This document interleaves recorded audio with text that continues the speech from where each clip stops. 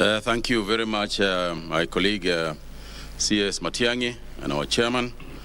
First and foremost, I want to confirm that the Ministry of Health has issued protocols on each of the issues that we are speaking to today, specifically addressing the safety of the children. And it's not just the safety of the children, it's the safety of the teachers as well.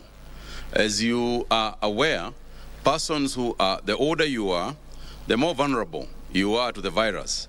And therefore, the protocols that have been issued include the fact that it is not just the children who are supposed to be masked, but also the teachers, specifically the teachers, are supposed to be masked as well.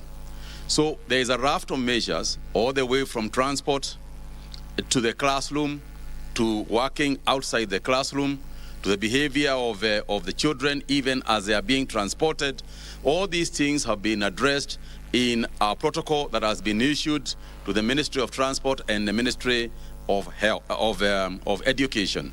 So this, as the chairman has explained, this approach, an all-government approach, is what we have also done. Now, it is important for us to appreciate that if you look at global best practice and you look at what has been happening elsewhere in the world, you will see that from last year, various countries had different protocols. Some of them opened schools and then immediately closed their schools once the preparations, once they realized the preparations for the reopening of the schools had not been effectively and efficiently put in place.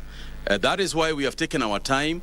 That's why we are working in the manner in which you are seeing, with everybody being involved.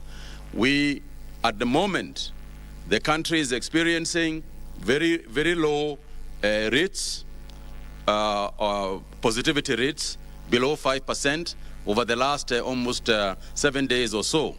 And for that reason, there is confidence that hopefully it is something we can maintain even after opening the schools. However, we must anticipate any situation, and therefore that is why we have asked that the preparations for all sorts of isolation facilities in counties and so on are all put in place just in the event of anything like that happening.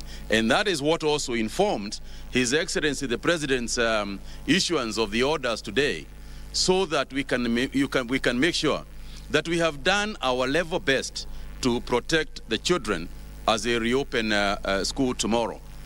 Finally, Mr. Chairman, is for me to just ask that this one time, if there is one thing that is crucial and important in any country, it is the issue of the children.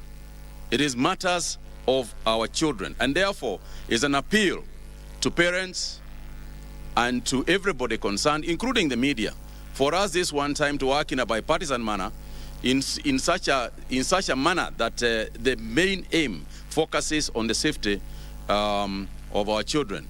On our part, we will continue, on the Ministry of Health part, we will continue to pursue other possibilities of protection.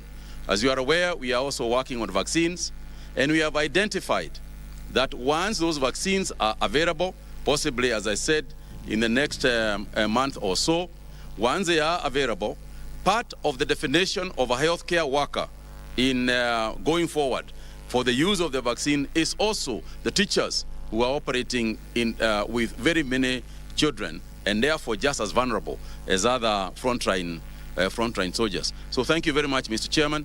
I just urge the media to please support the system.